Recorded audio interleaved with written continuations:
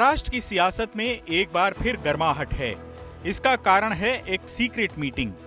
शुक्रवार को पुणे में एनसीपी सुप्रीमो शरद पवार और उनके भतीजे और महाराष्ट्र के डेप्यूटी सीएम अजीत पवार की सीक्रेट मीटिंग हुई।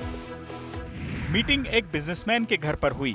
दोनों में से किसी ने इसकी पुष्टि नहीं की, लेकिन वीडियो में दोनों बिजनेसमैन के घर के अंदर जाते और बाहर आते नजर आ रहे हैं। मीटिंग को लेकर कांग्रेस ने शरद पवार से जवाब मांगा है। उद्धव गुट ने कहा है कि शरद पवार 2 दिन बाद प्रेस कॉन्फ्रेंस करेंगे और मीटिंग की सच्चाई का खुलासा करेंगे।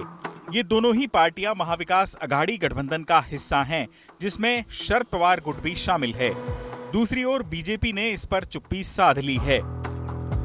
मीटिंग को लेकर सियासत इसलिए गरमाई हुई है क्योंकि जुलाई महीने में अजीत पवार एनसीपी के कुछ विधायकों को तोड़कर शिंदे गुट और बीजेपी की सत्तारूढ़ गठबंधन सरकार में जा मिले थे। बदले में अजीत को डेप्यूटी सीएम का पद मिला और उनके 8 विधायकों को मंत्री भी बनाया गया। एनसीपी के कुल 54 विधायकों में से कितने अजीत पवार के साथ हैं, ये अब तक स्पष्ट नहीं है, लेकिन इसके बाद से ही शरद पवार को लेकर लगातार कयास लगाए जा रहे हैं। अटकलें इसलिए लग रही हैं क्योंकि सियासत के चाणक्य कहे जाने वाले शरद पवार वैसे तो विपक्ष के इंडिया गठबंधन के साथ हैं। पटना और बेंगलुरु में हुई बैठकों में वे शामिल हुए थे। जिस दिन वे इंडिया गठबंधन की मीटिंग में शामिल हो रहे थे, ठीक उसी दिन भतीजे अजीत पवार दिल्ली में अपने विधायकों के साथ पीएम मोदी से मिल रहे थे। इसके कुछ दिन बाद 1 अगस्त को शरद पवार ने पीएम नरेंद्र मोदी के साथ मंच साझा किया। पुणे में एक कार्यक्रम में मोदी के साथ पवार की मौजूदगी पर महाविकास अघाड़ी गठबंधन के नेताओं ने ऐतराज जताया था। शनिवार को भी वे बीजेपी नेता देवेंद्र फडणवीस के साथ एक कार्यक्रम में शामिल होने वाले हैं। अजीत पवार गुट के नेताओं का दावा है कि शरद को बीजेपी के साथ लाने की कोशिशें हो रही हैं। हालांकि शरद पवार ये स्पष्ट कर चुके हैं कि वे किसी भी हाल में बीजेपी के साथ नहीं जाएंगे। बहरहाल चाचा भतीजे की इस मीटिंग पर कांग्रेस के कान खड़े हो गए हैं। कांग्रेस के नेता पृथ्वीराज चव्हाण ने शरद पवार से इस पर जवाब मांगा है। उन्होंने कहा है कि एनसीपी में हुई टूट के बाद इस मीटिंग को पारिवारिक मामला नहीं माना जा सकता। शरद पवार को इस बारे में सब कुछ साफ साफ बताना चाहिए।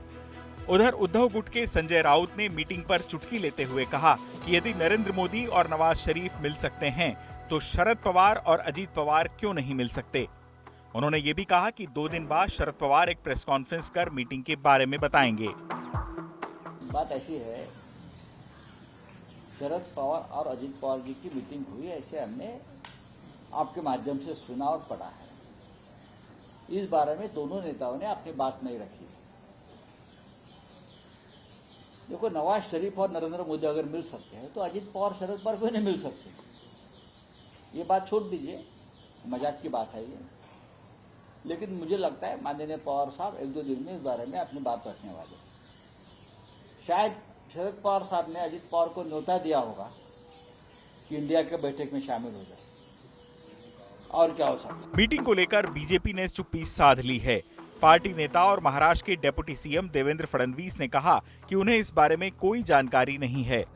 मला या भेटीबद्दल काहीही माहिती नाही, काही माझ्याकडे त्याचा तपशील देखील नाही।